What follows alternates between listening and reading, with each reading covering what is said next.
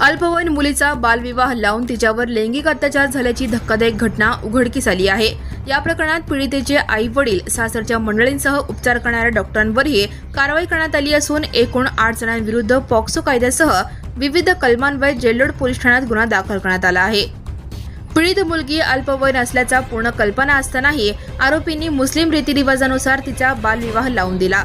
विवाहानंतर तिच्यावर लैंगिक अत्याचार झाले असून ती 9 महिन्यांची गर्भवती असल्याचे तपासात समोर आले आहे। गर्भधारणेदरम्यान तिच्यावर खासगी रुग्णालय तसेच महापालिकेच्या प्रसूतीगृहात उपचार करण्यात आले होते।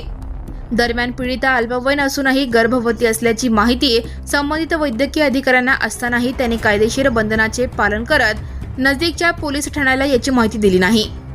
त्यामुळे कर्तव्यात कसूर केल्याप्रकरणी संबंधित डॉक्टरांनाही या गुन्ह्यात आरोपी करण्यात आले आहे। या प्रकरणी अंगणवाडी मुख्य सेविका रोहिणी मधुसूदन निर्मळे यांनी फिर्याद दिली असून त्यानुसार जेल्लोड पोलीस ठाण्यात 8 जणांविरुद्ध गुन्हा दाखल करण्यात आला आहे। या प्रकरणाचा पुढील तपास उपनिरीक्षक बाबर करीत आहेत। Now and press the bell icon. Never miss a